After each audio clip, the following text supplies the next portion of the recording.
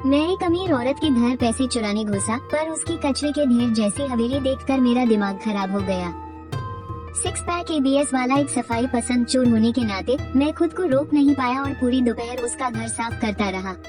जाते जाते एक नोट छोड़ा जिसमें उसकी खूब क्लास लगाई और अपनी मेहनत के 1825 रुपए उठा लिए। नतीजा ये हुआ कि अभी मैं नूडल शॉप में अपना बाउल उठा ही रहा था कि पीछे से पुलिस ने मेरा कंधा दबोच लिया। किसको पता था कि ये झिकियो वही मौके पर समझौता पत्र साइन कर देगी और उसके बाद हर रोज मुझे खाने और घूमने फिरने बुलाएगी। हर बार वो खुद आगे बढ़कर बिल भारती थी, जब तक कि रेड वाइन का वो ग्लास मेरे गले से नीचे नहीं उतरा। अगले दिन जब मेरी आंख खुली तब मुझे होश आया कि मैं तो कब का उसका शिकार बन चुका था। मेरा नाम जांगवे है और मैं ताले तोड़ने के अपने इस हुनर से ही अपनी रोजी रोटी कमाता हूँ। पर मैंने अपना ये हुनर कभी अच्छे कामों में नहीं लगाया। क्या करूँ, गांव में मेरी बूढ़ी माँ है जिसे हर वक्त दवाइयों की जरूरत पड़ती है। मेरी हर महीने की आमदनी इतनी चिल्लर होती है कि हॉस्पिटल केस कभी न भरने वाले गड्ढे में पता ही नहीं चलती। इंसान जब मजबूरी की आखिरी हद तक पहुँच जाए ना, तब उसके पास ये सोचने की हिम्मत कहाँ रहती है कि क्या सही है और क्या गलत। इस बार मेरा निशाना था शहर के पश्चिमी हिस्से के इस हाई क्लास अपार्टमेंट की 17वीं मंजिल का फ्लैट नंबर 4। मालकिन का हसीन नाम था ये झिकियो। उसकी झलक ऐसी थी कि क्या कहूँ, मक्खन जैसी गोरी चमड़ी, वह बिल्कुल किसी चित्र जैसी। सिर्फ उसके नाम से ही एक ऐसी ठंडक महसूस होती थी जैसे वो इस आम दुनिया से बिल्कुल अलग हो। मैंने पूरे 2 हफ्ते तक उसकी रेकी की थी। उसका रूटीन किसी अलार्म क्लॉक की तरह बिल्कुल सेट था। सुबह 9 से शाम के 6 बजे तक, बिल्कुल एक आम ऑफिस जाने वाली लड़की की तरह। ऐसे शिकार में पैसा ज्यादा और खतरा कम होता है। ये तो मनो मेरे लिए ही बनी एक खजाने की तरह थी। आज तो जाल फेंकने की बारी थी। मैं उसका पीछा करते हुए उसकी बिल्डिंग की एंट्रेंस तक पहुंच गया। इस हसीन बदन को अंडरग्राउंड पार्किंग की तरफ मुड़ते देख मैंने अपने मन में पूरे 10 मिनट तक गिनती गिनी।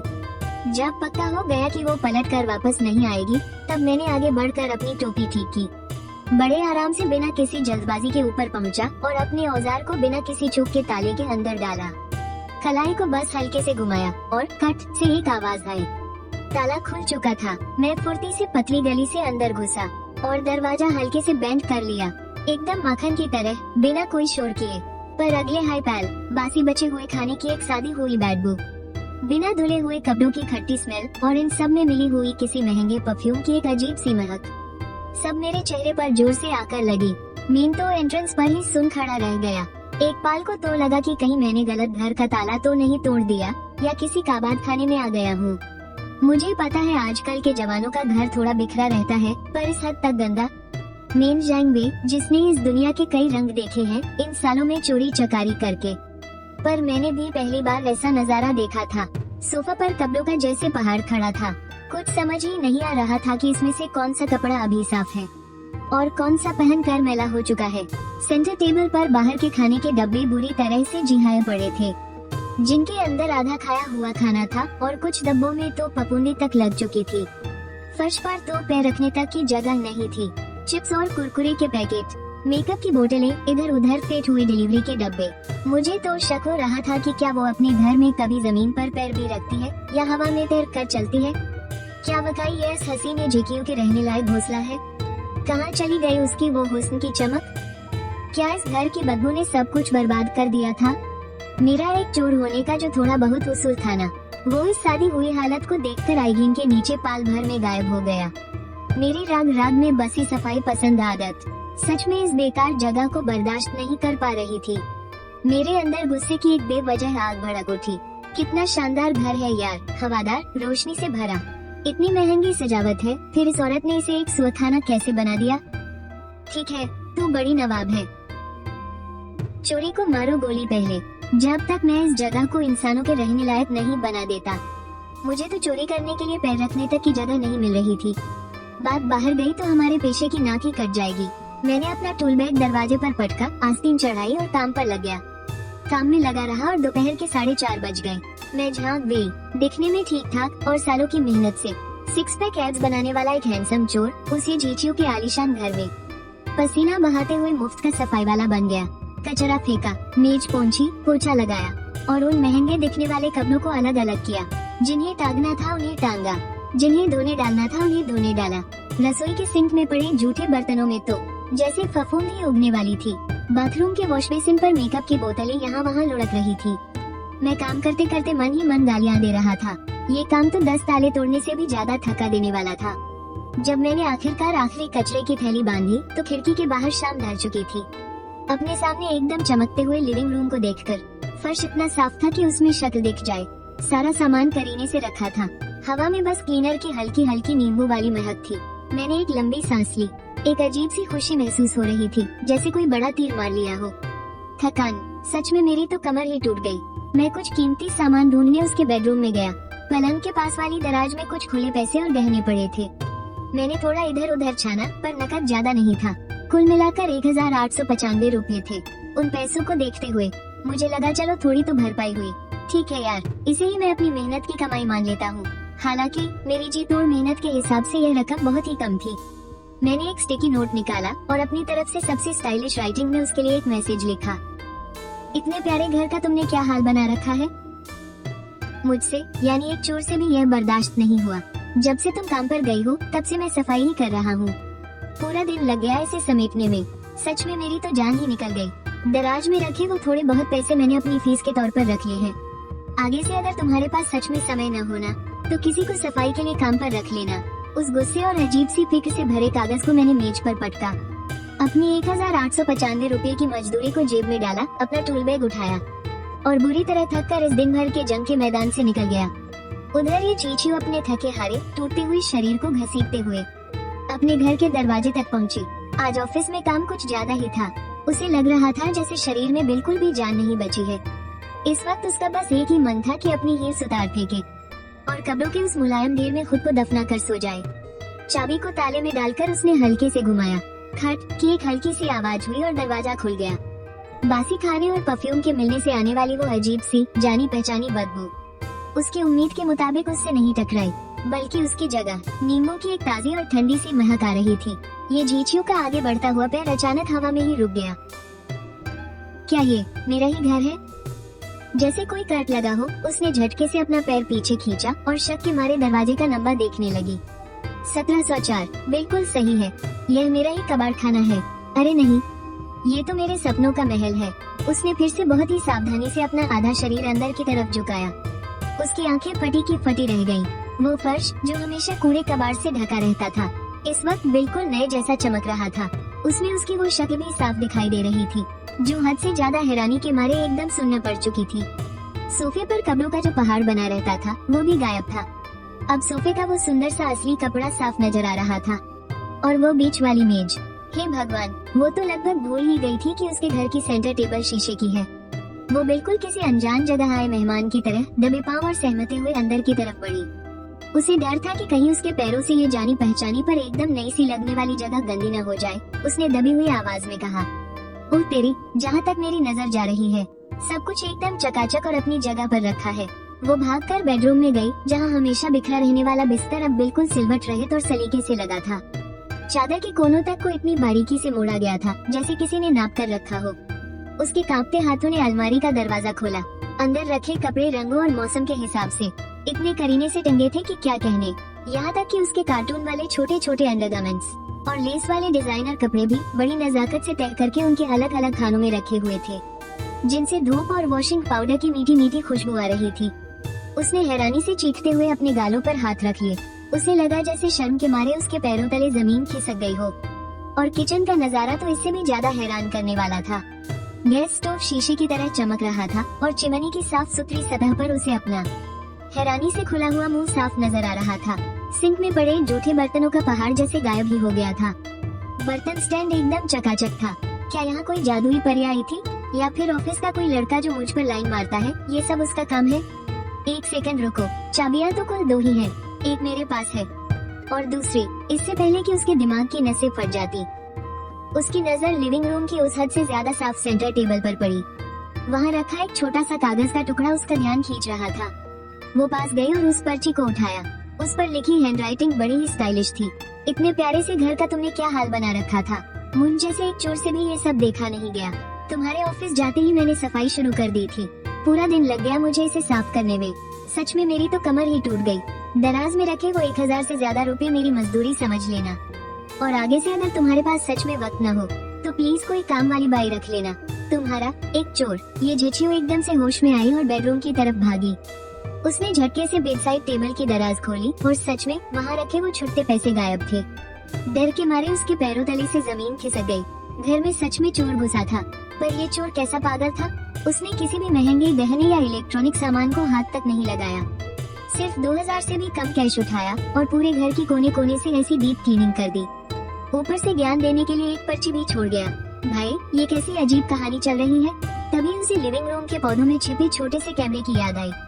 उसने हड़बड़ाहट में अपना फोन निकाला और रिकॉर्डिंग चेक करने लगी। उसने वीडियो फास्ट फॉरवर्ड किया और स्क्रीन पर एक लंबे चौड़े आदमी को देखा। उसके घर से निकलने के थोड़ी ही देर बाद उसने बड़ी ही सफाई से दरवाजे का ताला खोल लिया था। ये झिझियो के तो पसीने ही छूट गए। लो आ गया। उसने देखा कि जैसे ही वो आदमी अंदर घुसा, उसका रिएक्शन भी बिल्कुल इसके जैसा ही था। वो पूरी तरह से सन रह गया था। कैमरे में उसके चेहरे पर आई वो पल भर की हैरानी साफ दिख रही थी। उसे देखकर लग रहा था जैसे उसका दिमाग ही सुनना पड़ गया हो। और फिर उसके बाद जो हुआ वो तो और भी ज्यादा बेतुका था। उसने पैसे या गहने ढूंढने के लिए कोई तोड़फोड़ नहीं की, बल्कि वो वहीं अपनी कमर पर हाथ रखे खड़ा रहा और सुआ के बाड़े जैसे इस घर को देखकर लंबी सांस ली। फिर ऐसा लगा जैसे उसने कोई बड़ा फैसला कर लिया हो। उसने अपना छोटा सा बैग दरवाजे के पास रखा और फिर सीसीटीवी कैमरे में सफाई का वो चमत्कार रिकॉर्ड होना शुरू हुआ जो किसी भी सफाई कर्मचारी को शर्मिंदा कर दे। कचरा बाहर निकालना, टेबल पोंछना, पोछा लगाना और कपड़ों को तय करना। उसकी हर एक हरकत एकदम साफ और सटीक थी, बिल्कुल बारीकी से। खास तौर पर जब उसने कैमरे में उस आदमी को माथे पर सिलवटे डाले देखा, जो उसके इधर उधर फेंके गए लेसी अंडरगारमेंट्स और निजी कपड़ों को अपने हाथों से इतनी सावधानी से रगड़ रगड़ कर धो रहा था। ये देखकर ये झिझियो का चेहरा शर्म से लाल होकर कानों तक सुलग उठा। उफ, ये कितना शर्मनाक है ना। लेकिन न जाने क्यों स्क्रीन पर टकटकी लगाए हुए, पसीने में तरबतर उस अजनबी आदमी को देखकर, जो कभी जिद्दी दागों को देखकर घिन से मुंह बनाता, तो कभी किसी मुश्किल कोने को चमकाने के बाद हल्की सी संतुष्टि के साथ अपना सिर हिलाता, उसका वो साइड प्रोफाइल, उसे न सिर्फ हल्की सी हंसी आ गई, बल्कि उसके दिल में एक अजीब सी अनकही हलचल भी होने लगी। घर के काम में खोए हुए उस आदमी का वो तीखा और मर्दाना चेहरा, उसके हर एक मूवमेंट से झलकते हुए उसके कसे हुए डोले, और खास तौर पर जब वो बीच बीच में नीचे झुकता था तो उसके वो हल्के हल्के दिखते हुए एब्स। अरे रुक जाओ, तुम ये क्या उटपटांग सोच रही हो? वो एक चोर है। कैमरे की फुटेज का आखिरी सीन उस आदमी पर आकर रुक गया जब वो हाथ में नोट पकड़े मुड़कर जा रहा था। ये झिझियो अपना फोन सीने से लगाए सोफे पर सिकुड़ कर बैठ गई और उसका दिल जोर जोर से बेकाबू होकर धड़कने लगा। उसके दिमाग में जैसे किसी ने लूप का बटन दबा दिया था। वही नजारा बार बार बेकाबू होकर घूम रहा था। एक ऐसा आदमी जो हैंडसम भी है, जिसकी बॉडी भी कमाल की है और जिसे घर की साफ सफाई का अजीब सा जुनून सवार है। वो इस अजीबोगरीब और बेतुके तरीके से उसकी दुनिया में टकराया था। वो जितना इसके बारे में सोचती, उसके गाल उतने ही ज्यादा गर्म होने लगते। वो जितना याद करती, उसकी धड़कन उतनी ही तेज होती जाती। बहुत देर बाद उसने एक गहरी सांस ली और अपने उस बेकाबू दिल और तपते हुए गालों को शांत करने की पूरी कोशिश की। और फिर उसने मन ही मन एक पक्का इरादा कर लिया। उसकी गोरी और पतली उंगलियों ने कांपते हुए फोन उठाया और स्क्रीन को अनलॉक किया। उसकी आवाज में हल्की सी शर्म, थोड़ी झुंझलाहट और एक छिपी हुई सी खुशी मिली हुई थी। हेलो, मुझे एक रिपोर्ट दर्ज करानी है। मेरे घर में एक बहुत ही अजीब सा चोर घुस आया था। ये झिझियो के घर से निकलने के बाद सड़कों पर रात का अंधेरा छाने लगा था। मैं टहलता हुआ खाने पीने वाली गली में पहुंच गया। मेरी जेब में वो 1000 से ज्यादा रुपए रखे हुए थे, लेकिन फिर भी मुझे मेरी जेब बहुत भारी लग रही थी। ये भारीपन नोटों का नहीं था, बल्कि मेरे मन में अजीब सी घुटन हो रही थी। सच कहूँ तो ये चोरी का काम मेरे लिए पूरी तरह से घाटे का सौदा रहा। अगर ये बात बाहर फैल गई ना, तो मेरे चोर बिरादरी वाले मुझ पर हंस हंस कर पागल हो जाएंगे। मेरा शरीर और दिमाग दोनों थक कर चूर हो गए थे और भूख के मारे मेरे पेट में चूहे कूद रहे थे। नुक्कड़ पर जैसे ही मेरी नजर पुराने और जाने पहचाने लाओ चेन के नूडल्स स्टॉल पर पड़ी, तो मेरे पैर मेरे दिमाग से भी तेज चलने लगे और मैं सीधे उसके अंदर घुस गया। बॉस, एक बड़ा बाउल बीफ नूडल्स लगा दो, और हाँ, एक्स्ट्रा मीट और एक अंडा भी डालना। मैंने उस तेल से चमकती मेज पर अपने पैसे पटके। मेरी आवाज से ये पता चल रहा था कि मैं दिन भर की उस साफ सफाई के बाद कितना निढाल हो चुका हूँ। लाओ चेन ने भी अपनी जानी पहचानी आवाज में जवाब दिया। अभी लाया, शियाओ गई। क्या बात है, आज तुम कुछ ज्यादा ही थके हुए लग रहे हो। मैंने बस हल्की सी हूँ करके उसकी बात का जवाब दिया और कोने में एक कुर्सी ढूंढकर मैं उस पर धड़ाम से बैठ गया। उस दुकान में हड्डी के सूप की वो सोंधी महक और ठेठ सड़क किनारे वाले ढाबे का फील आ रहा था। उसे देखकर मुझे थोड़ा सुकून मिला और लगा कि मैं आखिरकार ये झिझियो के उस साफ सफाई वाली जंग के मैदान से असली दुनिया में वापस आ गया हूँ। नूडल्स बहुत जल्दी मेरे सामने आ गए। मैंने चॉपस्टिक्स उठाई और उन्हें अच्छे से मिलाया। मैं उसमें फूंक मारकर उसे बस खाने ही वाला था कि तभी उसी पल वर्दी पहने हुए कुछ लोग अचानक से दुकान के अंदर घुस आए। कोई अपनी जगह से नहीं हिलेगा। इससे पहले कि मैं कुछ समझ पाता, किसी ने बड़ी बेरहमी से मेरे दोनों हाथ पीछे की तरफ मरोड़ दिए। क्लिक की एक तेज आवाज आई और ठंडी ठंडी हथकड़ियों ने मेरी कलाइयों को बुरी तरह जकड़ लिया। मेरे मुंह तक पहुंचे वो नूडल्स छपाक से वापस कटोरी में गिर पड़े और सूप के कुछ छींटे हवा में उड़ गए। नूडल की दुकान में बैठे सभी लोग हक्के बक्के रह गए। सबकी नजरें मुझ पर गड़ गईं। मेरा दिमाग सुनना पड़ गया। एक पल के लिए तो जैसे सब कुछ खाली हो गया। इस धंधे में पकड़े जाना तो बस वक्त की बात थी। आखिर कीचड़ में चलोगे तो पाँव तो सनेगे ही, लेकिन इतनी जल्दी कैसे हो गया? जरूर कोई सीसीटीवी कैमरा होगा। हाँ, पक्का वो सीसीटीवी ही था। ये जीचू के कमरे में जरूर कोई खुफिया कैमरा छिपा होगा। मैं साफ सफाई में इतना मगन हो गया था कि अपनी सबसे जरूरी चोरों वाली फितरत ही भूल गया। तुम्हारा नाम क्या है? एक नौजवान पुलिस वाले ने सख्त चेहरे के साथ मुझसे पूछताछ की। झांक गई। मैंने अपना सिर झुकाए हुए जवाब दिया। मारे शर्म के मेरा चेहरा लाल हो रहा था। इसलिए नहीं कि मैं पकड़ा गया था, बल्कि इसलिए क्योंकि मेरे पकड़े जाने का तरीका सच में बहुत ही शर्मनाक था। क्या आज दोपहर तुम ही लीजिंग युआन सोसाइटी के फ्लैट नंबर 1704 में घुसे थे?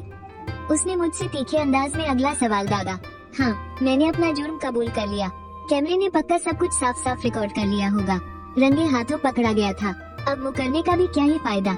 09, इसे ले जाओ। दो पुलिस वालों ने मुझे उस नूडल की दुकान से घसीटते हुए बाहर निकाला और पुलिस की गाड़ी में ठूस दिया। गाड़ी की खिड़की से मैंने बाहर उंगलियां उठाते और ताने मारते लोगों को देखा और बूढ़े चेन का वो हैरान और अफसोस से भरा चेहरा भी। इस बार तो मैं पूरी तरह से बर्बाद हो गया। घर में घुसकर चोरी। हालांकि चुराई गई रकम कोई बहुत बड़ी नहीं थी, पर मुझे जेल की हवा खिलाने के लिए काफी थी। मेरी बूढ़ी माँ अभी भी अस्पताल में पैसों का इंतजार कर रही थी। मैं सच में किसी काम का नहीं हूँ। उस पूछताछ वाले कमरे में बैठा था जहाँ की तेज रोशनी सीधा आंखों में चुभ रही थी। मैंने शुरू से लेकर आखिर तक सारी कहानी हूबहू उगल दी। ये भी बता दिया कि मैंने ताला कैसे तोड़ा था। अंदर का नजारा देखकर मैं कैसे सन रह गया था और कैसे न जाने किस भूत के साए में मैंने वहाँ की भारी साफ सफाई करनी शुरू कर दी। कैसे मैंने अपनी मेहनत की कमाई समझकर वो 1895 रुपए लिए और कैसे उस पूर्ण औरत को गालियाँ देते हुए एक पर्ची भी छोड़ दी। जो पुलिस वाला मेरा बयान लिख रहा था, उसकी बातें सुनकर उसके चेहरे के भाव देखने लायक थे। वो साफ तौर पर हंसना चाहता था, लेकिन जबरदस्ती अपनी हंसी रोक रहा था। झांक वे, क्या इसे चोरी के दौरान अचानक जागा हुआ तुम्हारा समाज सेवा का जज्बा माना जाए? मैंने एक रोतरू सा मुंह बनाकर जवाब दिया। मेरे तो हाथों में ही खुजली है साहब। मुझसे वो कूड़ेदान जैसा घर देखा नहीं गया। मैंने उन पैसों में से एक फूटी कौड़ी भी खर्च नहीं की है। सब मेरे जेब में ही पड़े हैं। पूरे के पूरे वापस कर दूंगा। आप जो भी सजा देंगे मुझे मंजूर है। सारी कागजी कार्रवाई पूरी होने के बाद मुझे कुछ समय के लिए हवालात में बंद कर दिया गया। उस सख्त लकड़ी के तख्त पर लेटा हुआ मैं बस खाली नजरों से छत को घूरे जा रहा था। मेरे दिलो दिमाग में एक तूफान सा मचा हुआ था। अजीब सी कश्मकश चल रही थी। अगले दिन सुबह मैं बैठा बैठा अपनी जिंदगी के बारे में ही सोच रहा था। तभी एक हवलदार मेरे पास आया। झांक वे, जरा बाहर आना। मुझे लगा कि शायद फिर से पूछताछ के लिए बुला रहे हैं। मैं अपना सिर झुकाए हुए चुपचाप उसके पीछे पीछे चल दिया, पर मैंने सपने में भी नहीं सोचा था कि मुलाकात वाले कमरे में पुलिस वालों के अलावा एक औरत भी खड़ी होगी। उस कमरे की हवा में एक अजीब सी घुटन और बेचैनी महसूस हो रही थी, जिसे मैं शब्दों में बयां नहीं कर सकता। मेरी नजरें शर्म से झुकी हुई थी। मैंने बस अपनी तिरछी निगाहों से उसकी एक हल्की सी नाजुक परछाई देखी। ये जीचू ने आज हल्के नीले रंग की एक ड्रेस पहनी हुई थी और उसके लंबे काले बाल बड़ी खूबसूरती से उसके कंधों पर गिरे हुए थे। इस वक्त वो एक पुलिस अफसर के पास खड़ी थी। उसके चेहरे पर थोड़ी घबराहट और हिचकिचाहट साफ झलक रही थी, लेकिन साथ ही एक अजीब सी दबी हुई खुशी भी थी, जिसे समझना बहुत मुश्किल था। तुम झांक गई हो ना? एक उम्रदराज पुलिस अधिकारी ने सबसे पहले बात शुरू की। हमारी तरफ से की गई जांच पड़ताल और खुद ये जीक्यूजी के साथ हुई बातचीत के बाद अभी कुछ बातें हैं जो तुम्हें साफ साफ बतानी जरूरी है। ये सुनते ही मेरा दिल जोर से धड़क उठा। मैंने अपनी सांसें रोक ली और आखिरी फैसले का इंतजार करने लगा। तो सबसे पहली बात, हमारे यहाँ के नियमों के हिसाब से चोरी के मामले में क्रिमिनल केस दर्ज करने की जो सीमा है, वो रकम आमतौर पर 2000 युआन तय की गई है। अधिकारी की आवाज हल्की सी रुकी। उनकी नजरें पहले मुझ पर पड़ी और फिर ये जेकियो की तरफ घूम गई। उस दिन तुमने जो नकद रकम ली थी, उसे ये मैडम ने कंफर्म कर लिया है। वो कुल मिलाकर 1895 युआन है और यह आंकड़ा सच में अभी केस दर्ज करने की तय सीमा तक नहीं पहुंचता। इसके तुरंत बाद अधिकारी की आवाज काफी नर्म पड़ गई। ये जेक्यू जी ने इस पूरी घटना को अच्छे से समझने के बाद खुद आगे बढ़कर हमें एक लिखित माफीनामा सौंप दिया है। उन्होंने कहा है कि वो तुम्हारी इस हरकत के लिए तुम पर कोई कार्रवाई नहीं चाहती। ये सुनकर मैंने झटके से अपना सिर उठाया और अविश्वास भरी नजरों से ये जेक्यू को देखने लगा। तभी अचानक उसने भी छुपकर मेरी तरफ देखा और हमारी नजरें हवा में ही टकरा गईं। वो किसी डरी हुई छोटी हिरनी की तरह तेजी से अपनी नजरें चुराकर दूसरी तरफ देखने लगी। पर सबसे हैरानी की बात तो ये थी कि उसके गोरे गालों पर एक अजीब सी शर्म की लाली छा गई थी। मैंने ये जेक्यू के घर का ताला तोड़ा था और उसके 1000 से ज्यादा युआन भी चुरा लिए थे, लेकिन उसने न सिर्फ कोई केस किया बल्कि उल्टा मुझे माफ करने का लेटर भी दे दिया। आखिर में अधिकारी ने अपना गला साफ किया। वो शायद अपने चेहरे पर गंभीरता बनाए रखने की पूरी कोशिश कर रहे थे। तुम्हारी यह हरकत हालांकि दूसरों के घर में गैरकानूनी तरीके से घुसने और चोरी करने के इरादे का जुर्म तो बनती है, लेकिन असल में जिस तरह से ये सब हुआ वो हालात वाकई थोड़े अलग थे। सब कुछ ध्यान में रखते हुए तुमने पहली बार कानून तोड़ा है और अपनी गलती मानने का तुम्हारा रवैया भी काफी सच्चा है, क्योंकि चोरी की रकम भी केस दर्ज करने की सीमा तक नहीं पहुंची और तुम्हें पीड़ित पक्ष की तरफ से पूरी माफी भी मिल गई है। इसलिए हमने इस पर विचार किया और अपना अंतिम फैसला लिया है। तुम्हारी इस बार की हरकत के लिए हम कोई क्रिमिनल केस दर्ज नहीं करेंगे। कोई क्रिमिनल केस नहीं, मैं बच गया। ये बहुत बड़ी खुशखबरी किसी धमाके की तरह मेरे ऊपर आ गिरी, जिसने मुझे खुशी से थोड़ा सुन्न ही कर दिया था। लेकिन पुलिस वाले की आवाज में अचानक एक सख्ती आ गई। कानून कोई बच्चों का खेल बिल्कुल नहीं है। किसी के घर में बिना इजाजत घुसना अपने आप में ही एक पक्का गैरकानूनी काम है। तुम्हारी इस बार की हरकत के खास हालात को देखते हुए और इससे समाज की शांति पर जो थोड़ा बहुत भी असर पड़ा है, हमने आखिरकार ये तय किया है कि तुम्हें 15 दिनों की पुलिस हिरासत की सजा दी जाएगी। इसके साथ ही जरूरी कानूनी शिक्षा भी दी जाएगी।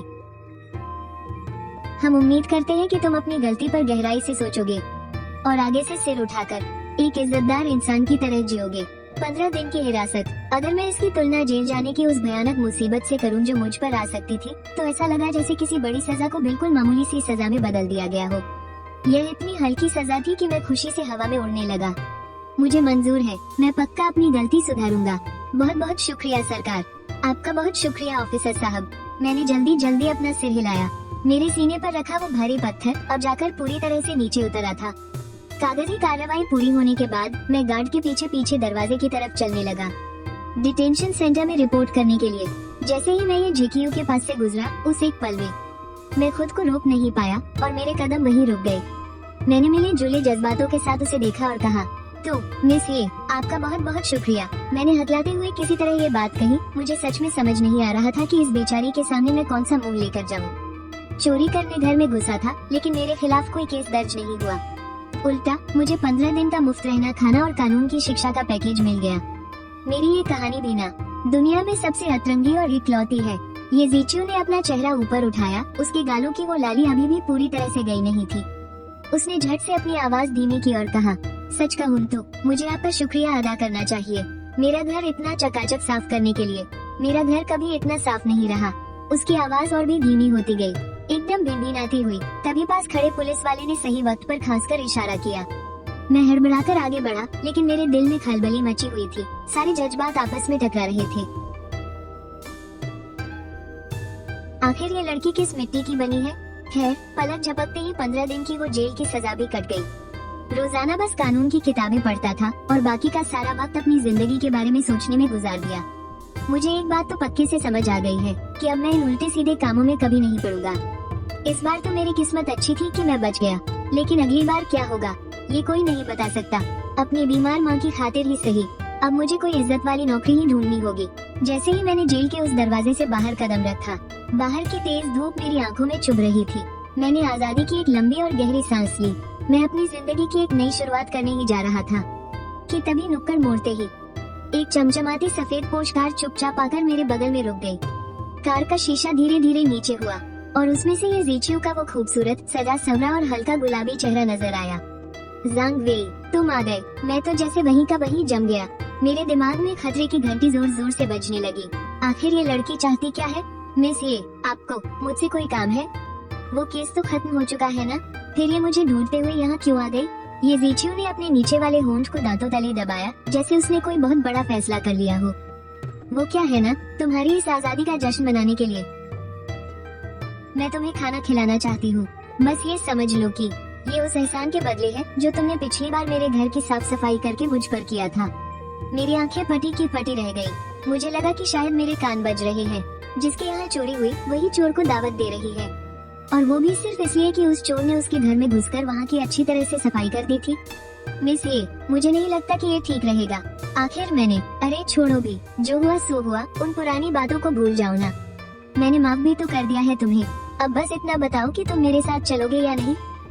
उसकी आवाज में थोड़ी सी जिद और नखरे थे, लेकिन उसकी आंखों में एक अजीब सी उम्मीद झलक रही थी। ऐसा लग रहा था जैसे उसे पूरा यकीन हो कि मैं मना नहीं कर पाऊंगा।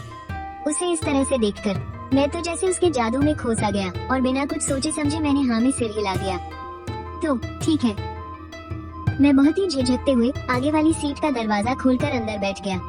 गाड़ी के अंदर वैसी ही ताज़ा नींबू की महक आ रही थी जैसी बाद में उसके घर से आ रही थी, और साथ ही उसके परफ्यूम की वो प्यारी सी खुशबू भी घुल मिल रही थी।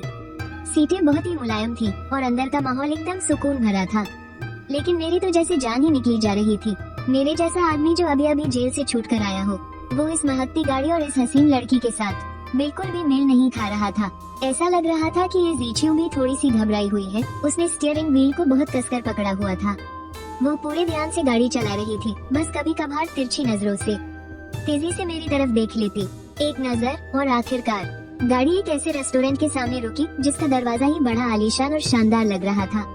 चारों तरफ बड़ी शांति और नजाकत थी। प्राइवेट रूम तो और भी बेहतरीन तरीके से सजा हुआ था। मैं रोज जिन शोर शराबे वाले छोटे मोटे ढाबों पर जाता हूँ, ये जगह तो उनसे बिल्कुल एक अलग ही दुनिया थी। मेन्यू देखते वक्त उसकी नजर कीमतों की तरफ तो जैसे गई ही नहीं।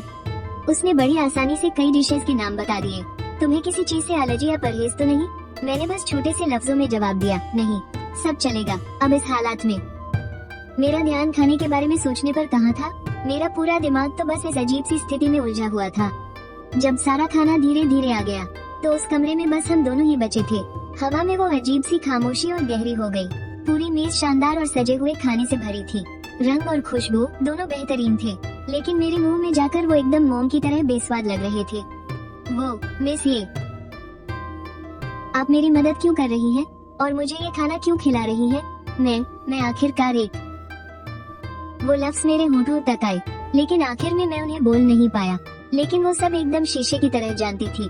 ये जीचियों के गालों पर एक हल्की सी लाली छा गई। वो अपनी चॉपस्टिक से कटोरी के चावलों के साथ ऐसे ही खेलने लगी और धीमी आवाज में बोली। शुरू में तो मुझे बहुत गुस्सा आया था और मैं सच में डर भी गई थी, लेकिन बाद में जब मैंने सीसीटीवी फुटेज देखी तो मुझे लगा कि तुम बहुत ही अजीब इंसान हो। तुम कोई बुरे इंसान तो नहीं लगते। वो जरा सा रुकी, उसने अपना चेहरा ऊपर उठाया और अपनी चमकती आंखों से मेरी तरफ देखने लगी। तुमने कभी कोई ऐसा चोर देखा है जो पूरा एक दिन लगाकर उसी घर की गहरी साफ सफाई कर दे, और तो और जाते जाते ज्ञान देने के लिए एक चिट्ठी भी छोड़ जाए? तुम्हें पता भी है, जब तुम पोंछा लगाते हुए उन जिद्दी दागों को देखकर अजीब अजीब से मुंह बना रहे थे, और जब तुम मेरे अंडरगारमेंट्स को अलग अलग करके तह लगा रहे थे, तुम्हारे चेहरे पर जो चिढ़ और सीरियसनेस का मिला जुला भाव था ना, वो कितना मजाकिया लग रहा था। मेरा चेहरा तो जैसे शर्म से आग की तरह जलने लगा। मेरी गर्दन से लेकर माथे तक सब एकदम लाल पड़ गया। उसने सच में पूरी सीसीटीवी फुटेज छान मारी थी, यहाँ तक कि वो छोटी छोटी बातें भी। सच में ये तो बहुत ही ज्यादा शर्मिंदगी की बात है। वो तो मैं बस मेरा ओसीडी ट्रिगर हो गया था। मैं अभी कुछ और बोलकर बात को संभालना ही चाहता था, पर ये जीचियों अचानक से मुस्कुरा उठी। मुझे पता है, इसीलिए तो मुझे लगा कि तुम बहुत खास हो। उसने अपनी चॉपस्टिक से मेरी कटोरी में थोड़ा खाना परोसा। उसकी आवाज अब थोड़ी और कैजुअल हो गई। वैसे सच कहूँ तो मुझे तुम्हारा शुक्रिया अदा करना चाहिए। उस दिन घर लौटकर दरवाजा खोलते ही वो जो सफाई दिखी ना, उससे मुझे लगा जैसे मेरे वो उदास दिन भी रोशन हो गए। और हाँ, मैंने किसी से तुम्हारे बारे में पता लगवाया था कि तुम्हें अभी पैसों की सख्त जरूरत है। मेरा दिल धक से रह गया। मैंने एकदम चौकन्ना होकर उसे घूरा। उसने मेरे बारे में छानबीन करवाई। मैं तुम कुछ गलत मत सोचना, मेरा कोई और इरादा नहीं था। मैं तो बस तुम्हारी मदद करना चाहती थी। तुम्हारी माँ के इलाज का जो खर्चा है, मैंने अस्पताल में पहले ही कुछ पैसे जमा करवा दिए हैं, तो तुम्हें फिलहाल इस बात की चिंता करने की जरूरत नहीं है। क्या? मेरे मेडिकल का बिल उसने भर दिया था। ये बात किसी अचानक फटने वाले बम जैसी लगी, जिसने मेरे दिमाग को बिल्कुल सुन्न कर दिया। नहीं, मैं ये पैसे नहीं ले सकता। हमारा आपस में कोई रिश्ता तो है नहीं, और वैसे भी मैंने बिना कुछ सोचे समझे ही ये कह दिया। ये जीचियो ने मेरी बात बीच में ही काट दी और थोड़ा आगे की तरफ झुकी। वो मेरे थोड़ा और करीब आ गए। परफ्यूम की महक से भरी उसकी गर्म सांसें मेरे चेहरे को छूने लगी थी। उसकी आवाज में एक अजीब सी कशिश थी। कहा ना कि ये पैसे बस उधार दिए हैं, कोई मुफ्त में नहीं दे रही। अगर तुम्हें इतना ही बुरा लग रहा है तो आराम से चुका देना। मैं कैसे चुकाऊंगा? मेरे मुंह से निकलने ही वाला था कि मुझे तो कोई ढंग की नौकरी भी नहीं मिल रही, लेकिन जैसे ही मैंने नजरें उठाई, मेरी नजर उसकी गहरी आंखों से मिली जो मेरे एकदम करीब थी। उन आंखों में एक अजीब सी चमक थी जिसमें मेरी घबराई हुई शक्ल साफ दिखाई दे रही थी। ये तो बहुत आसान है, तुम मेरा घर साफ करके अपना कर्ज चुका सकते हो। मैंने तुम्हारे काम करने का तरीका बहुत करीब से देखा है और मैं उससे बहुत खुश हूँ। एक बार के तुम्हें 1000 रुपए दूंगी, कैसा रहेगा? एक बार के 1000? ये रकम बाजार के भाव से कहीं ज्यादा थी और उससे भी बड़ी बात तो ये थी कि मेरा घर साफ करना। उसके मुंह से निकले ये शब्द हमारे बीच की इस दूरी और उसकी आंखों में छिपे उस अजीब से इशारे के साथ मिलकर कुछ और ही मतलब दे रहे थे। ये किसी भी एंगल से सिर्फ घर की सफाई करने वाला काम तो बिल्कुल नहीं लग रहा था। मेरे सीने में धड़कनें बेकाबू होकर तेज हो गई और घबराहट के मारे मैंने अपना थूक निगला। ऐसा लग रहा था मानो हवा में कोई खामोश सी बिजली दौड़ रही हो। उस प्राइवेट रूम का तापमान भी जैसे अचानक से कुछ डिग्री बढ़ गया था। तब तुम्हारे कहने का मतलब क्या है? वो वापस अपनी कुर्सी पर पीछे की तरफ टिक गई और वाइन का ग्लास उठाकर उसे हल्के से हिलाने लगी। वही जो मैंने कहा, लेकिन उसकी वो नशीली नजरें अभी भी मुझ पर ही टिकी हुई थी। उस अजीब से माहौल वाले थैंक यू डिनर के बाद से मेरे और ये जीचू के बीच एक बेहद अजीब सा रिश्ता जुड़ गया था। हर 3-4 दिन में उसका मैसेज मेरे पास एकदम टाइम पर आ जाता। मैसेज में हमेशा एक ही बात होती थी, लेकिन उसके कहने का अंदाज बड़ा ही हुक्म चलाने वाला होता था। झांक वे, घर फिर से गंदा हो गया है, जल्दी आकर सफाई करो। और मैसेज के आखिर में हमेशा पैसे ट्रांसफर किए जाने का नोटिफिकेशन होता था, पूरे 1000 रुपए। मैं हर बार अपने दिल को यही समझाता था कि मैं बस अपना कर्ज चुका रहा हूँ, ये एक शरीफों वाला काम है। लेकिन जब भी मैं चाबी से 1704 नंबर के उस दरवाजे को खोलता तो भले ही घर पहली बार जितना गंदा न हो, लेकिन फिर भी घर बिखरा हुआ ही मिलता था और मेरे सीने में हमेशा एक अजीब सी बेचैनी होने लगती थी जिसे मैं चाहकर भी समझा नहीं सकता था। आखिर यहाँ मेरी हैसियत क्या है? क्या मैं बस उसका कोई पर्सनल नौकर हूँ या फिर उसकी किसी अजीब सी फैंटेसी का कोई खिलौना? जब मैं सफाई कर रहा होता था तो ये जीचू कभी घर पर होती थी और कभी नहीं, लेकिन जब वो घर पर होती तो वो सोफे में एकदम धंस कर बैठ जाती, अपनी गोद में लैपटॉप रखकर या तो ऑफिस का कुछ काम करती या फिर कोई वेब सीरीज देखती रहती। और हर थोड़ी थोड़ी देर में उसकी नजरें लैपटॉप की स्क्रीन से हट जाती और मेरे आसपास मंडराने लगती। उसका वो देखना ऐसा नहीं लगता था जैसे कोई बॉस अपने नौकर के काम पर नजर रख रहा हो, बल्कि ऐसा लगता था जैसे वो किसी बहुत ही प्यारी चीज को मजे लेकर निहार रही हो। उसकी वो नजरें मेरे रोंगटे खड़े कर देती थी, यहाँ तक कि मेरे पोछा लगाने वाले हाथ भी एकदम सुन्न पड़ जाते थे। एक बार मैं किचन की स्लैब पर लगी बहुत पुरानी सी चिकनाई को रगड़कर साफ करने में लगा हुआ था, तभी वो अपनी रुई वाली चप्पलें घसीटते हुए मेरे पास आई। झांक वे, क्या तुम्हें सिर्फ सफाई करना ही आता है? मुझे बहुत तेज भूख लगी है, बाहर का खाना खा खा कर मैं पक चुकी हूँ। मैंने अपनी पलकें तक नहीं झपकाई और चिढ़ते हुए उससे कहा, बाहर के खाने से ऊब गई हो तो खुद बनाना सीख लो। पर मुझे नहीं आता ना। उसकी आवाज में थोड़ी नखरे वाली मिठास थी। तुम काम इतने सलीके से करते हो तो खाना भी अच्छा ही बनाते होगे, दिखाओ अपना हुनर। पता नहीं उसके इस अंदाज ने मुझे उकसा दिया या मेरे अंदर कुछ साबित करने की जिद आ गई। मैं किसी जादू के असर में अपने हाथ का कपड़ा वहीं छोड़कर हाथ धोकर सीधे उसके फ्रिज के पास पहुंच गया। अंदर सारा सामान एकदम भरा पड़ा था, शायद हाल ही में बाजार से लाई थी। क्या खाना है? मैंने एप्रन पहनते हुए थोड़ा रूखे स्वर में पूछा। कुछ भी, तुम जो बनाओगे मैं खा लूंगी। उस दिन मैंने फ्रिज में रखे उसी सामान से 3 डिश और एक सूप वाला साधारण सा खाना तैयार किया।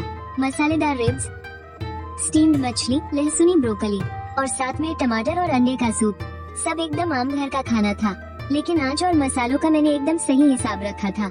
जैसे ही खाना मेज पर लगा, ये जीचियो ने रिब्स का पहला निवाला ही चखा था कि उसकी आंखें खुशी से चमक उठी।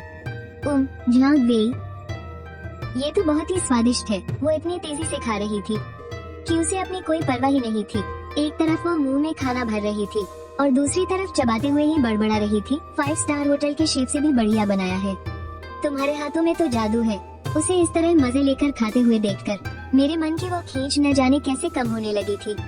यहाँ तक कि अंदर ही अंदर मुझे थोड़ा सुकून भी महसूस हो रहा था।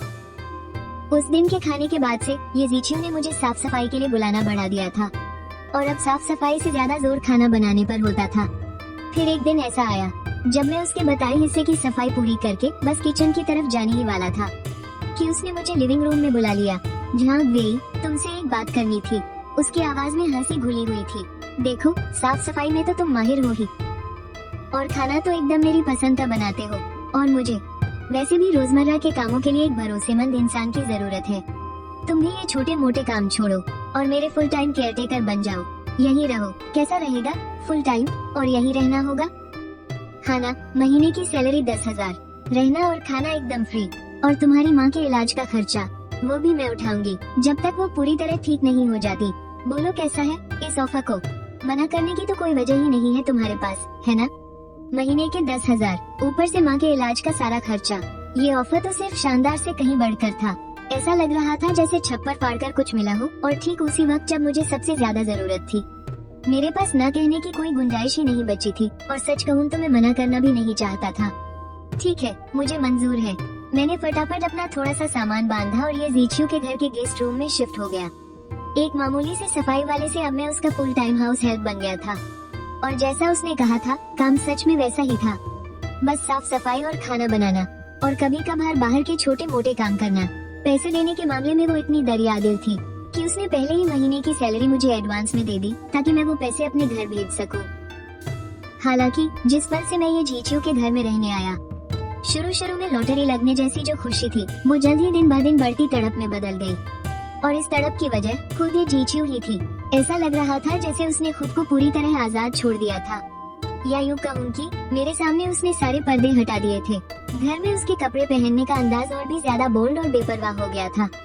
वो रेशमी स्लिप नाइटी तो जैसे उसकी रोज की ड्रेस बन गई थी, जिसका कपड़ा इतना महीन था कि सब कुछ आर पार दिखे, जो उसके सुडौल बदन से एकदम चिपकी रहती। पहले कभी इतने ध्यान से देखने का मौका नहीं मिला था, लेकिन अब एक ही छत के नीचे रहते हुए मुझे एहसास हुआ कि उसका फिगर हद से ज्यादा कमाल का है। वो किसी बेतहाशा बढ़ते जंगली गुलाब की तरह थी, चटक और बेबाक, जिसके रोम रोम से एक मदहोश कर देने वाली खुशबू आती थी। और मैं, नाम का ये केयरटेकर, हर रोज इस जबरदस्त नजारे को देखते हुए बड़ी मुश्किल से अपने बच्चे खुद से होश संभाल रहा था। मैं बार बार खुद को समझाता, जहाँ वेई, तुम यहाँ काम करने आए हो, वो तुम्हारी बॉस है जो तुम्हें पगार देती है, तुम्हारी माँ के इलाज का पैसा उसी के हाथ में है। भूलकर भी कोई उल्टी सीधी बात दिमाग में मत लाना। इसलिए मैं एक सीधे सादे केयरटेकर का नाटक करने की पूरी कोशिश करता, जिसने जैसे अपनी आंखें बंद कर ली हो। जब वो छोटे कपड़ों में मेरे सामने से गुजरती तो मैं फौरन सिर झुकाकर टेबल साफ करने में लग जाता। जब वो कुछ उठाने के लिए झुकती और उसके बदन की दिलकश कर्व्स दिखते तो मैं तुरंत पलटकर गैस के चूल्हे की आंच सेट करने लगता। पर क्या करूं, ये जीचियो ने तो जैसे मेरे सब्र का इम्तिहान लेने की कसम खा रखी थी। उसे मेरी बर्दाश्त की हदें पार करने में बड़ा मजा आता था। वक्त यूं ही गुजरता रहा, एक केयरटेकर के रूप में मेरी बेचैनी और उसकी बेपरवाह आजादी के बीच। चुपचाप कैलेंडर के पन्ने पलटते रहे। फिर एक वीकेंड की दोपहर, वो कपड़े बदलकर बेडरूम से बाहर आई। जहाँ वेई, चलो मेरे साथ बाहर चलो। कहाँ? मैंने पूछा। फिल्म देखने। एक कलीग ने टिकटें दी हैं, फ्री में क्यों छोड़े? हम सिनेमा घर पहुँचे, टिकटें ली, अंदर गए और अपनी सीट पर जाकर बैठ गए। जब हॉल की लाइटें बंद हुई और फिल्म के शुरू में एक डरावना, रोंगटे खड़े कर देने वाला म्यूजिक बजा, तब जाकर मुझे समझ आया कि ये एक हॉरर फिल्म है। मैंने झटके से अपना सिर मोड़ा और अपने बगल में बैठी ये जीचियो को देखा। स्क्रीन की नीली रोशनी उसके चेहरे पर पड़ रही थी, कभी कम कभी ज्यादा।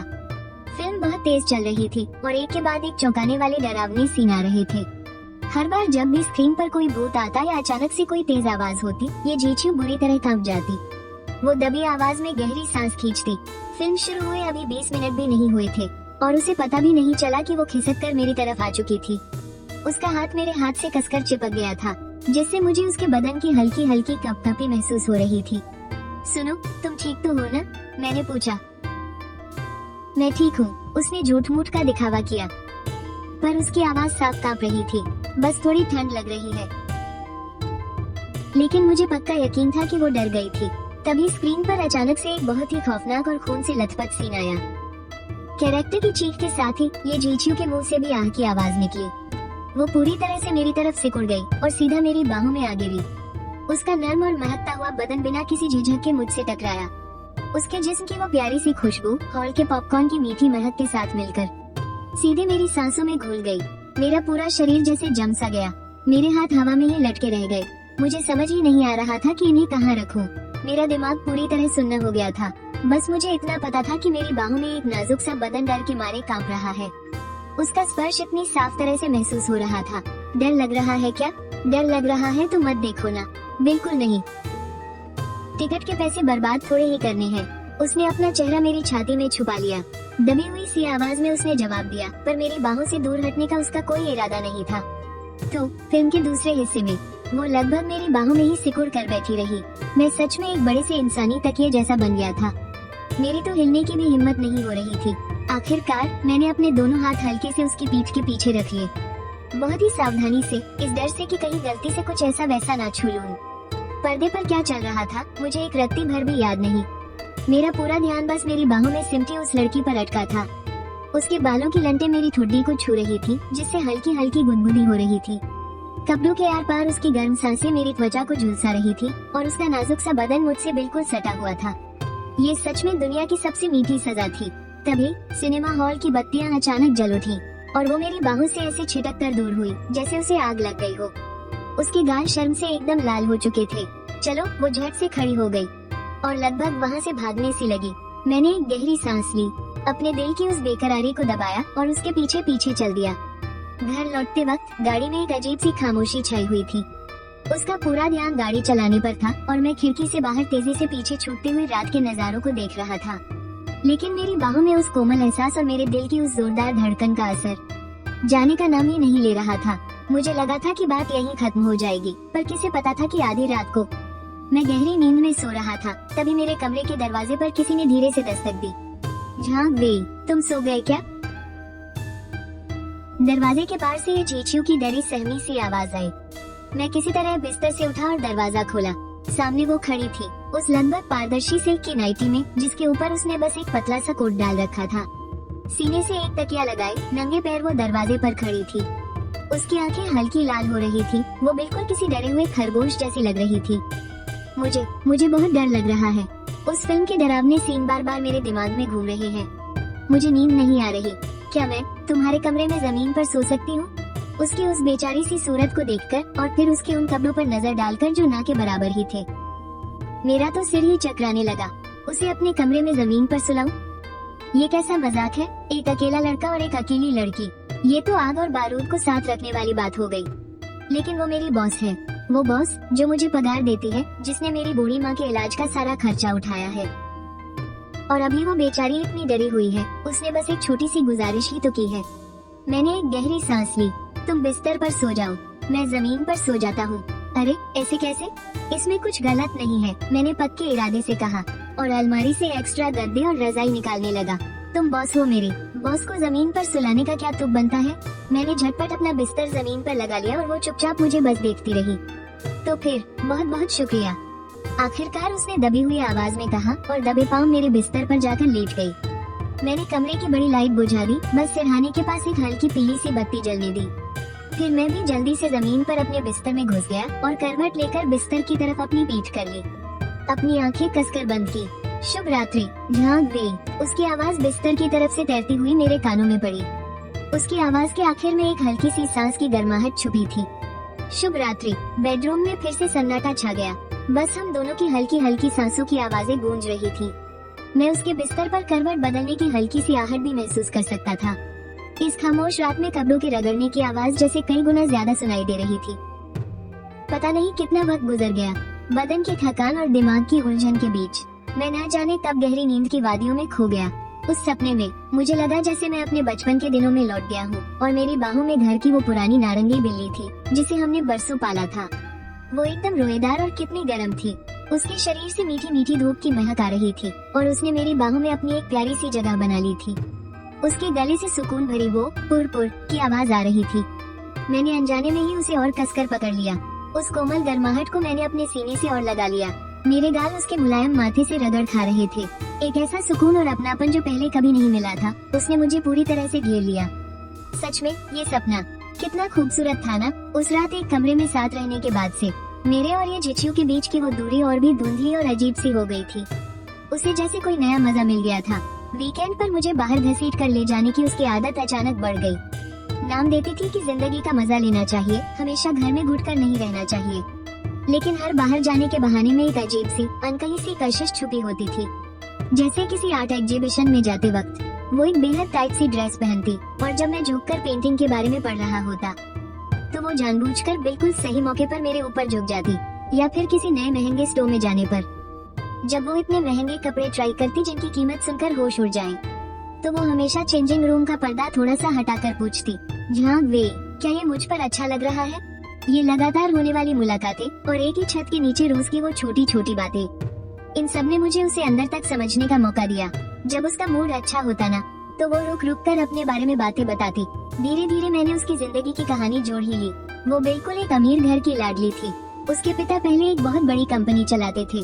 घर में पैसों की कोई कमी नहीं थी, लेकिन किस्मत को कुछ और ही मंजूर था। उसके पिता को कुछ साल पहले एक लाइलाज बीमारी हो गई थी।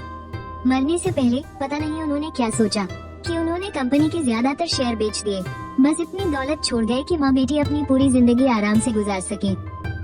उसकी माँ को इसका बहुत गहरा सदमा लगा था और अब वो अपना मन बहलाने के लिए पूरी दुनिया में बस घूमती ही रहती है। घर तो बहुत कम ही आती है, और जहाँ तक खुद ये झिझियों की बात है, वो इन चमक दमक वाली पार्टियों और अमीर लोगों के दिखावे से बहुत पहले ही उब चुकी थी। उसे ये सब एकदम बेमतलब लगता था, इसीलिए उसने बस अपना वक्त काटने के लिए एक हल्की फुल्की सी एडमिन की नौकरी पकड़ ली। तो फिर तुमने पहले किसी नौकरानी को क्यों नहीं रखा, या कोई फुल टाइम मेड क्यों नहीं रख ली? मैंने आखिरकार अपने दिल में दबा वो सवाल पूछ ही लिया। जितना पैसा उसके पास था, किसी प्रोफेशनल हाउस हेल्प को ढूंढना उसके लिए बाएं हाथ का खेल था। फिर उसने घर को कूड़ेदान क्यों बना रखा था और मुझ जैसे नौसिखिए चोर को ही क्यों चुना? मेरा ये सवाल सुनकर ये झिझियू जो मेरे लाए हुए लिली के फूल गुलदस्ते में सजा रही थी, उसके हाथ अचानक रुक गए। उसने अपना चेहरा मेरी तरफ घुमाया और मुझे देखकर हल्की सी मुस्कान के साथ बोली, बाहर से बुलाए गए लोग तुम्हारे जितने करीबी थोड़ी ना हो सकते हैं। उसकी इस मुस्कान में खुद का मजाक उड़ाने वाली एक बात थी, और एक ऐसा इशारा भी था जिसे लफ्जों में नहीं कहा जा सकता।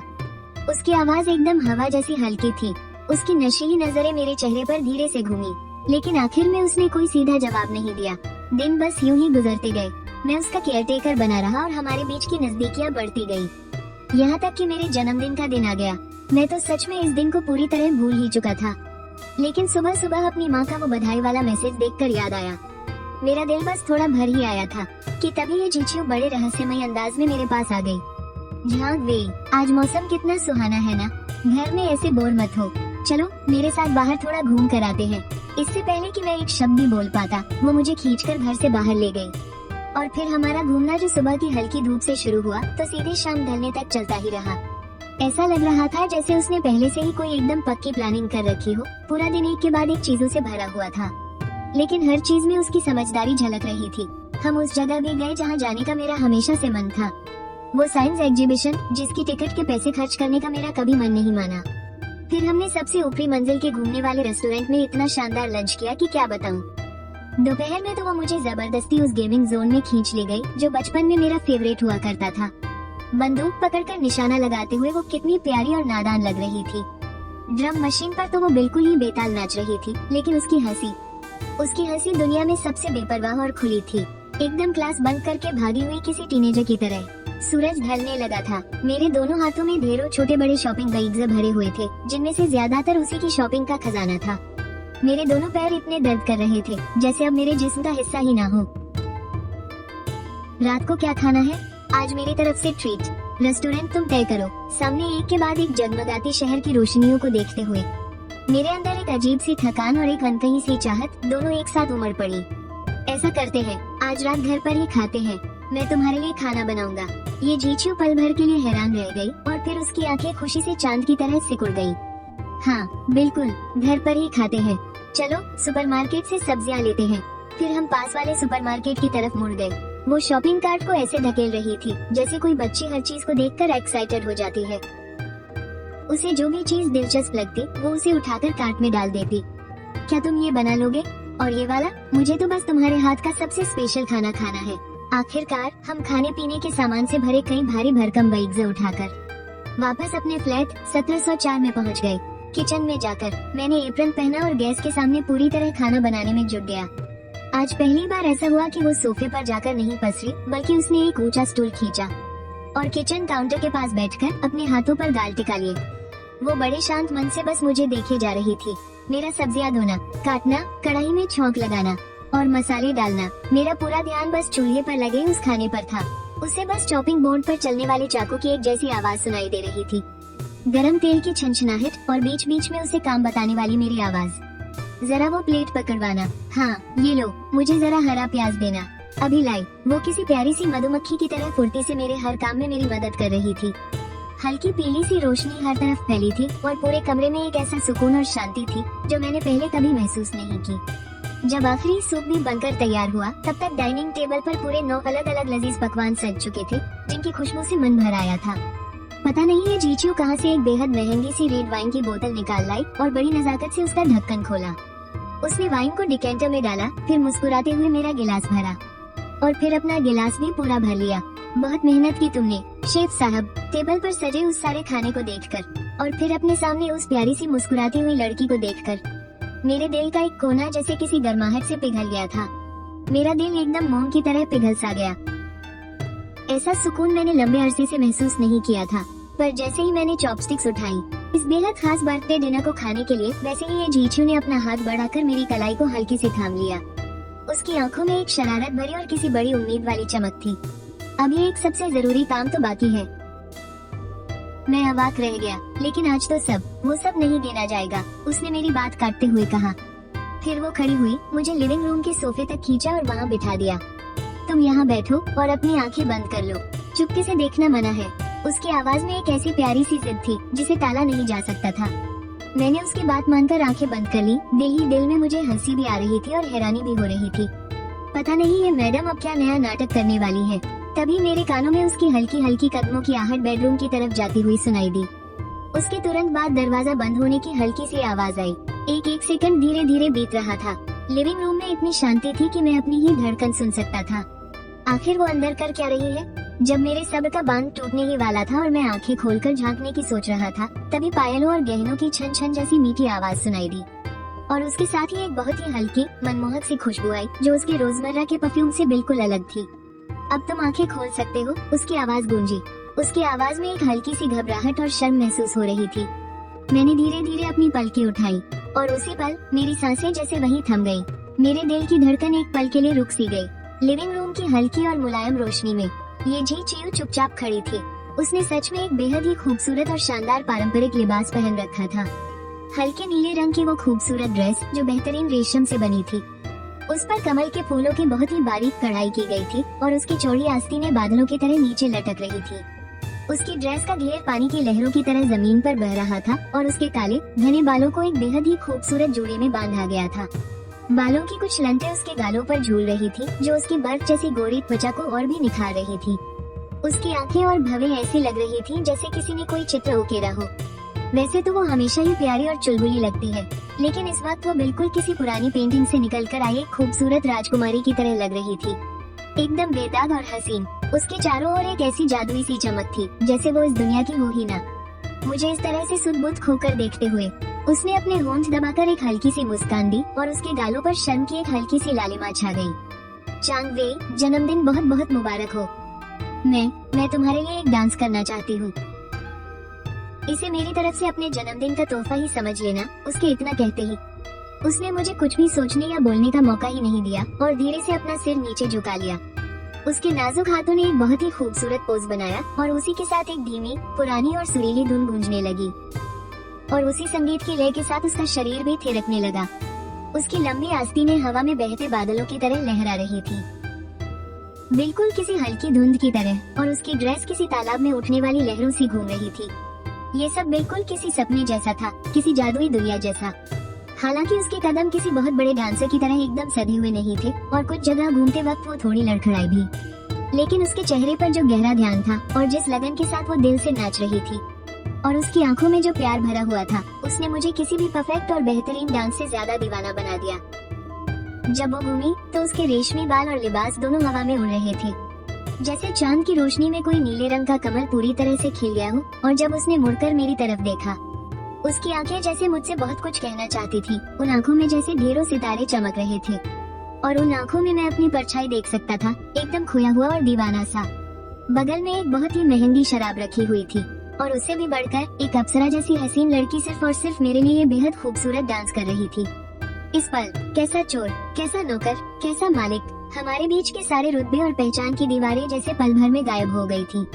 मैं सोफे में धंसा हुआ अपनी आंखों के सामने इस सपने जैसे हसीन नजारे को बस देखता ही रह गया। मेरे दिल के अंदर एक बहुत ही अजीब लेकिन बेहद गहरी और हिला देने वाली फीलिंग उठ रही थी। मुझ चांग वेई में आखिर ऐसी क्या बात है? मैंने ऐसा कौन सा पुण्य किया है? मुझे ऐसा महसूस हो रहा था जैसे मैं कोई बहुत बड़ा राजा हूँ और मेरे सामने दुनिया की सबसे खूबसूरत रानी खड़ी है। उसकी नजरें शुरू से लेकर आखिर तक सिर्फ मुझ पर ही टिकी थी। उसने हल्के से झुककर और अपनी शर्मीली आंखें उठाकर उस डांस को खत्म किया। लिविंग रूम में फिर से सन्नाटा छा गया। अब वहाँ सिर्फ हमारी तेज होती सांसों की आवाज थी और बिना कुछ कहे ही हमारे बीच एक अनजाना सा एहसास फैलने लगा था। वो वहीं अपनी जगह खड़ी रही। उसके गाल शर्म से लाल थे और उसकी छाती हल्के हल्के ऊपर नीचे हो रही थी। उसने थोड़ी हिम्मत और थोड़ी हिचकिचाहट के साथ मेरी तरफ देखा और धीरे से पूछा, झांक वेई, क्या तुम्हें पसंद आया? अपने सामने खड़ी इस अप्सरा जैसी लड़की को देखकर जिसकी आंखें प्यार से छलक रही थी, मेरे सीने में दिल जोर जोर से धड़कने लगा। पसंद आया? मेरी आवाज भारी हो गई थी। बहुत पसंद आया। ये जीचियो की आंखें तुरंत चमक उठी, मानो हजारों तारे एक साथ उसकी आंखों में उतर आए हों। उसके गालों की लाली और गहरी हो गई। वो धीरे से चलकर मेरे सामने आकर बैठ गई। तो चलो खाना शुरू करते हैं। जरा हमारे शेफी के हाथों का स्वाद तो चखे। ठीक है, खाते हैं। मैंने अपना वाइन का गिलास उठाया और उसके गिलास से हल्का सा टकराया। गिलास टकराने की वो हल्की सी आवाज मानो एक खामोश इशारा थी जिसने इस खास रात की शुरुआत कर दी थी। खाना सच में बहुत स्वादिष्ट था। मैंने इसे बनाने में अपनी पूरी जान लगा दी थी। हर एक डिश मेरी सबसे बेहतरीन रेसिपी थी। हम खाना खाते हुए दिन में एग्जीबिशन घूमने की बातें करने लगे और वीडियो गेम्स के मजेदार किस्से शेयर करने लगे। माहौल बहुत ही हल्का और खुशी से भरा था। वो लगातार मेरे गिलास में वाइन डालती रही। रोशनी और वाइन की चमक में उसकी वो खूबसूरत आंखें मेरे होश उड़ा रही थी। रेड वाइन का स्वाद बहुत ही गहरा था। इसमें फलों और लकड़ी की मीठी महक आ रही थी। मेरी शराब पीने की क्षमता कभी खराब नहीं रही। आम दिनों में 1-2 लीटर शराब पीना मेरे लिए कोई बड़ी बात नहीं थी, लेकिन पता नहीं क्यों आज रात रेड वाइन के सिर्फ कुछ गिलास पीते ही मेरे पेट से नशे की एक तेज लहर अचानक ऊपर की तरफ उठी। मेरा सिर भारी होने लगा और चकराने लगा। मेरी आंखों के सामने भी धुंधलापन छाने लगा। मेरे सामने बैठी एक जीचियो का मुस्कुराता हुआ चेहरा मानो किसी सॉफ्ट फिल्टर में लिपटा हुआ लग रहा था। वो इतनी खूबसूरत लग रही थी कि सच ही नहीं लग रही थी। मेरे शरीर के अंदर मानो किसी ने आग लगा दी हो। मेरा गला बुरी तरह सूखने लगा था। मेरे दिल की धड़कनें भी पूरी तरह बेकाबू हो गई थी। मैंने अपना सिर झटका, खुद को होश में लाने की कोशिश की, लेकिन मुझे वो चक्कर और भी ज्यादा हावी होते हुए महसूस हुए। क्या हुआ झांक वेई, क्या ज्यादा पी ली? ये जीचियो की आवाज में फिक्र झलक रही थी। वो मेरे थोड़ा और करीब आ गई। उसकी गर्म सांसें मेरे कानों को छूने लगी। मैंने नजरें उठाकर उसे देखा और मेरी नजरें उसके बिल्कुल करीब मौजूद आंखों से टकराई। उन आंखों में जो शर्म और उम्मीद पहले दिख रही थी, वो न जाने कब चुपचाप गायब हो गई थी। उसकी जगह एक ऐसी चमक ने ले ली थी जैसे कोई साजिश कामयाब हो गई हो। उसकी वो चालाक मुस्कान और गहरी होती जा रही थी, बिल्कुल उस बिल्ली की तरह जिसने अभी अभी मछली चुराई हो। कुछ तो गड़बड़ है, इस वाइन में कुछ मिलाया गया है। ये ख्याल बिजली की तरह मेरे धुंधले हो रहे दिमाग में कौंध गया। लेकिन अब बहुत देर हो चुकी थी। एक अजीब सी कमजोरी मेरे पूरे शरीर में फैलने लगी थी। मैंने सहारा लेकर खड़े होने की कोशिश की, लेकिन सिर्फ मेरा शरीर लड़खड़ा कर रह गया। मेरे हाथ इतने सुन्न हो गए थे कि उन्हें उठाने तक की ताकत नहीं बची थी। मैंने बड़ी मुश्किल से सिर्फ एक शब्द मुंह से निकाला और मेरी आंखों के सामने दुनिया घूमने लगी। इससे पहले कि मेरे होश पूरी तरह अंधेरे में डूब जाते, मेरी धुंधली नजरों में मैंने देखा कि ये जीचियो अपनी जगह से खड़ी हो गई। उसके चेहरे पर शर्म और अपनी मंजिल पा लेने की एक अजीब सी जीत की लाली छाई हुई थी। उसके नाजुक हाथ धीरे से कमर की ओर बढ़े और उस खूबसूरत हाथों की डोरी खोल दी। रोशनी में उसके कंधों की मखमली त्वचा चमक रही थी। वो झुककर मेरे करीब आई। उसकी भीनी भीनी महकती उंगलियों ने मेरे तपते माथे को छुआ और उसकी धीमी सी फुसफुसाहट मेरे कानों में पड़ी। झांक वेई, मेरी आंखों ने आखिरी बार बस यही देखा था कि उसके होठों पर खिली वो शर्मीली पर बेबाक सी मुस्कान। उसके बाद मैं गहरे अंधेरे में डूब गया और जब मेरी आंखें खुली तो खिड़की से आती तेज धूप से मेरी नींद टूटी। मेरा सिर दर्द से फटा जा रहा था। मैंने माथे पर सिलवटे डालते हुए अपनी पलकें झपकाई और मेरी धुंधली नजरों ने सब कुछ साफ साफ देखना शुरू किया। मेरे नीचे का बिस्तर कुछ ज्यादा ही नर्म था। ये वो गेस्ट रूम तो बिल्कुल नहीं था जहाँ मैं सोया था। जैसे ही मुझे कुछ अजीब लगा, मैंने झटके से अपना सिर घुमाया और देखा कि ये जीचियो मेरे ठीक बगल में गहरी नींद में सो रही थी। उसके काले घने बाल तकिए पर किसी रेशम की तरह बिखरे थे और उसकी लंबी पलकें तितली के पंखों की तरह शांत पड़ी थी। और ना जाने कब वो रेशमी रजाई खिसक कर उसकी कमर तक आ गई थी, जिससे उसके खुले सुडौल कंधे और खूबसूरत कॉलरबोन साफ छलक रहे थे। मेरे दिमाग में जैसे कोई धमाका हुआ और मैं पल भर के लिए पत्थर की तरह सुन्न पड़ गया। मेरी तो जैसे सांसें ही अटक गईं। पिछली रात की धुंधली यादें किसी तूफान की तरह मेरे दिमाग में घूमने लगी। उसका वो खूबसूरत डांस और वो अजीब सी मदहोशी, उसका अपनी डोरी खोलना और उस अंधेरे में हम दोनों की वो धुंधली लेकिन जुनून से भरी वो रात। तभी मेरे बगल में सो रही उस लड़की ने एक हल्की सी आह भरी। उसने धीरे धीरे अपनी आंखें खोली और उसकी नजरें मेरी खौफदार और उलझी हुई नजरों से जा मिली। वो पहले तो चौंकी, फिर अचानक ही शर्म से उसका चेहरा सुर्ख लाल हो गया। घबराहट में उसने रजाई को ऊपर खींचा और अपनी ठुड्डी तक छिपा लिया। अब बस उसकी वो नम आंखें ही दिख रही थी, जो पलके झपकाते हुए मुझे ही देखे जा रही थी। उन आंखों में शर्म भी थी और एक अजीब सी घबराहट भी, और साथ ही एक हल्की सी शरारत भी थी जिसे पकड़ना आसान नहीं था। झांक गई, जिस दिन तुमने सफाई में मेरी मदद की थी ना, मैंने उसी दिन तय कर लिया था कि